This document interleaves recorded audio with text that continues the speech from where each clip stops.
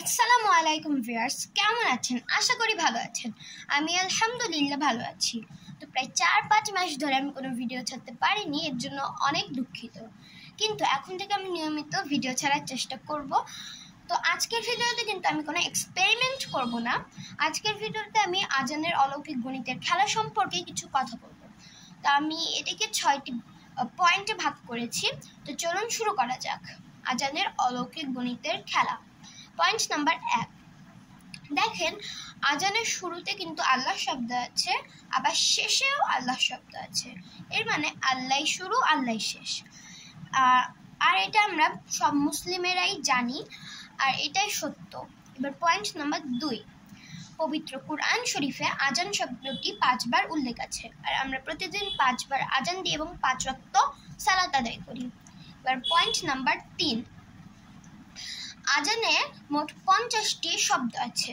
আর যখন নবীজি হযরত মুহাম্মদ সাল্লাল্লাহু আলাইহি ওয়াসাল্লাম মিরাজে গেছিলেন, তখন আল্লাহ তাকে 50 ওয়াক্ত সালাত দিয়েছিলেন, কিন্তু পরে তা কমিয়ে 5 ওয়াক্ত সালাত করা হয়।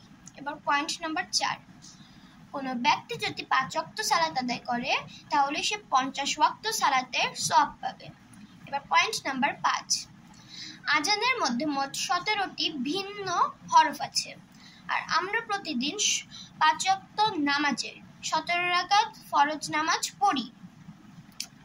এবার point number 6, last number point.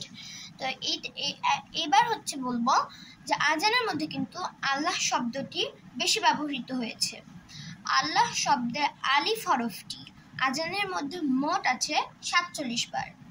তারপরে আজানের মধ্যে আল্লাহ শব্দটির মধ্যে লাম হরফটি আজানের মধ্যে মোট আছে 45 বার, এবং হা হরফটি আজানের মধ্যে মোট আছে 20 বার। মোট হচ্ছে এই তিনটির যোগফল হচ্ছে 112। তো পবিত্র কুরআন শরীফে 112 নম্বর সূরা হচ্ছে সূরা ইখলাস, যেখানে আল্লাহ নিজের পরিচয় দিয়েছেন। এবার সূরা ইখলাসের অর্থটা আমি বলবো। 6টা পয়েন্ট শেষ হয়ে গেছে। তো আউযু বিল্লাহি মিনাশ শাইতানির রাজিম, বিসমিল্লাহির রহমানির রহিম, কুল হুয়াল্লাহু আহাদ। অর্থ, বলুন তিনি আল্লাহ, এক ও অদ্বিতীয়। আল্লাহুস সামাদ, তিনি কারো মুখাপেক্ষী নন এবং সকলে তার মুখাপেক্ষী।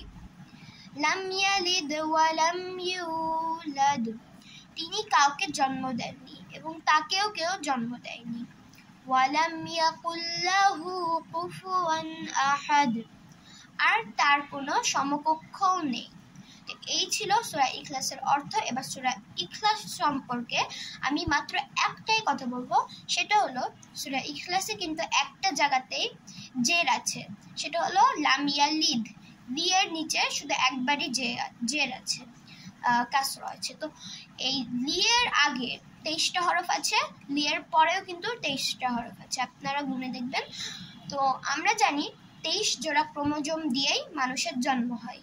তো আজকের ভিডিওটা এই পর্যন্তই। আমার তো এগুলো অনেক বিস্ময়কর জিনিস লেগেছে। আর এর পরের ভিডিওটি হবে mini cake, how to make paper mini cake. এর পরের ভিডিওটাও দেখে আসবেন, এবং আমার এর আগের ভিডিওগুলো না দেখে আসলে এর আগের ভিডিওগুলোও দেখে আসবেন। আর যদি আমার ভিডিওগুলি ভালো লাগে তাহলে লাইক করে দিবেন, আর সাবস্ক্রাইব করতে কিন্তু ভুলবেন না, আর মেনি শেয়ার করে দিবেন। তো থাকেন সবাই। আসসালামু আলাইকুম।